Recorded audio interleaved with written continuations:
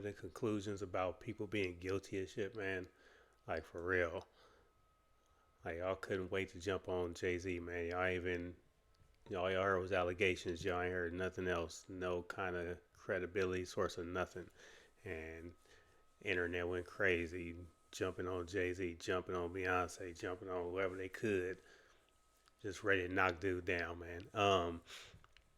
Yeah, there's a lot of people out there that did that. And now, I guess this woman came out to do an interview, even though she was trying to stay anonymous.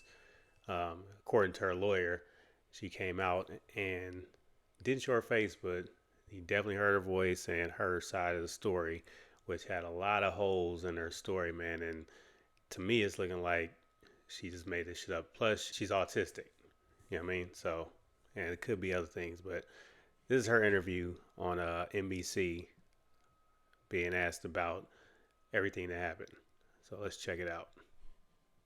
To live your life in a shatterproof drywall ball.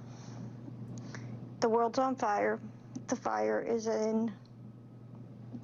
inside the ball with you, but there's no way for you to get out. In addition to having autism, the woman says she suffered a head injury. The night of the 2000s VMAs, she says a friend drove her from Rochester, New York to Manhattan, a more than 5-hour drive.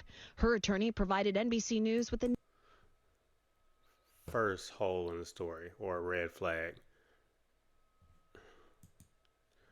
Your friend, mind you, it's at, what time is it? It's like 8, 9 o'clock at night. The girl is 13 years old. Her friend drove her 5 hours away and dropped her off? Because the friend wasn't there when the whole rape happened, supposedly. Her friend was there. So your friend drove you, and who's your friend that can drive 13 years old? You got an adult friend? You know what I mean? So many questions. But 5 hours away just to go drop you off and then drive back, or what did she do? You know what I mean? That's a big red flag. I can't get nobody to drive me down the street. You know what I mean? If I need a ride to go get a tire for my car or something, let alone drive me 5 hours, maybe I ain't got no good friends like that. Attorney provided NBC News with the name of the friend who has since died. The woman says she spoke to Combs's limo driver. And then the friend just so happily died that could corroborate this story about driving her. Another red flag. Who offered her a ride to an after party. It says one of the limousine drivers she spoke to claimed to work for defendant Combs. The driver told her that Combs liked younger girls and said she fit what Diddy was looking for. And while not allowing her into the awards, the driver invited her to an after party. So you drove 5 hours away to the awards, dropped off by the friend, just let you go at 13, just left you alone. And then somehow you came up on Diddy's limo driver. He found you out of a crowd of probably hundreds of thousands of people out there waiting, and picked you because Diddy, liked what you look like. The driver stated that he had to drive Combs and others to the after party first, but instructed plaintiff to return to his location after the event and that he pick her up and take her to the after party. Bro, you 13 years old, you in a city, big ass city like New York by yourself, you're a girl, and you just out there just living it up like you grown. Driver who offered her a ride to an after party. I stumbled upon Diddy's driver, who told me that I was exactly what Diddy was looking for. What did you think when he said that to you? I thought it meant that I was just pretty. She went to a White House, she says, where she spoke to musicians Benji Madden and his brother. I'm talking to Benji Madden about his tattoo because, I have about his tattoo that's the Last Supper, because I have a religious background. So it was just something to talk about. In a statement to NBC News, a representative of the Maddens confirmed that they did not attend the 2000 VMAs and that they were on tour in the Midwest at the time. Another red flag. That's 3 red flags. So you saying that you was with Benji Madden and they wasn't even in the state. They was in the Midwest. They didn't even attend the VMAs. So that's a lie right there. You know what I mean? At the after party, she says she had a drink that made her feel woozy. Then she says Combs and Carter took turns raping her while So You accepted a drink. Who'd you get the drink from? I read that she got a drink from a bartender, so the bartender just passing out drink that's laced to everybody, or did he like just see you and just pick that one drink and gave it to you?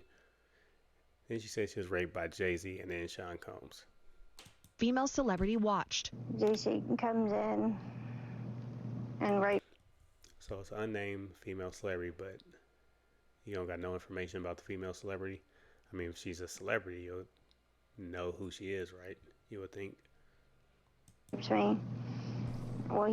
He at that point I was fighting, trying to get away from him, and he put his hand over my mouth and told me to stop it, cut the. After the alleged rape, she says she ran to a gas station where she called her father, who picked her up and drove her home. We rode home in silence. He didn't ask me what happened. He didn't ask me what I did.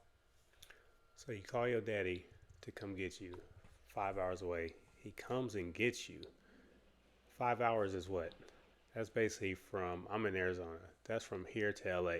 So your friend drove you from Arizona to LA and then left you there. And then your dad came and got you from Arizona to LA in the middle of the night.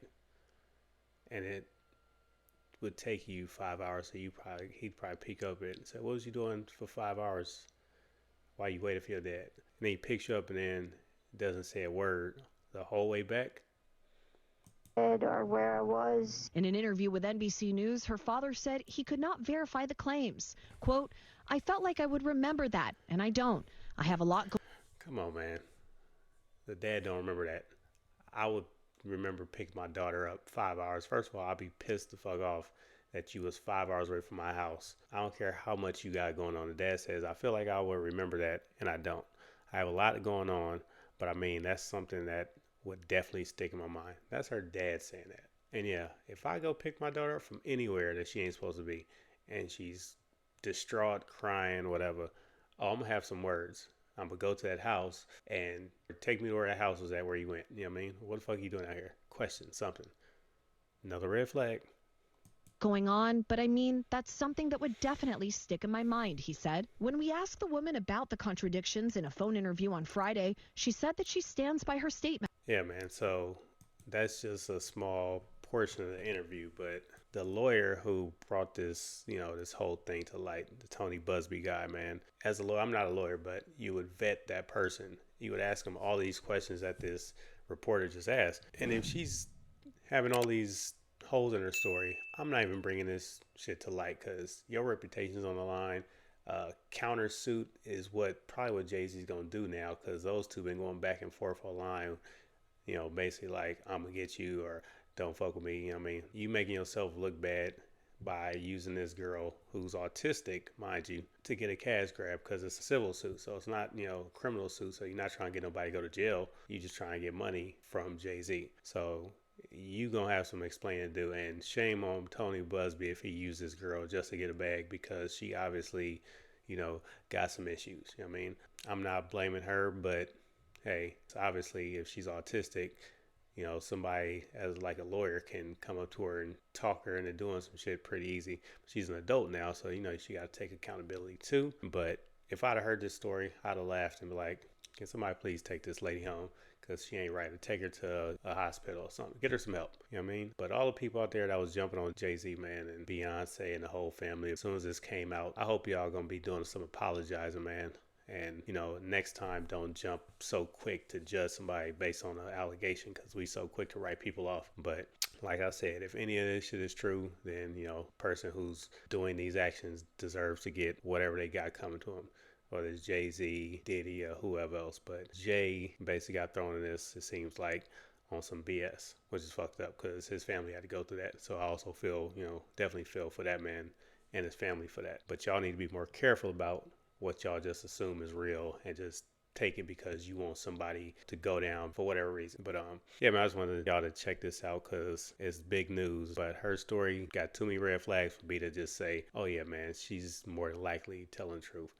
More likely she's lying or was coerced to do this. Yeah, man, if y'all like what I'm doing, man, like, share, subscribe, you know what I mean? Got some more stuff coming. We'll stay on top of this. Whatever else happens, we'll be sure to update y'all, man. But until then, we out here. Peace.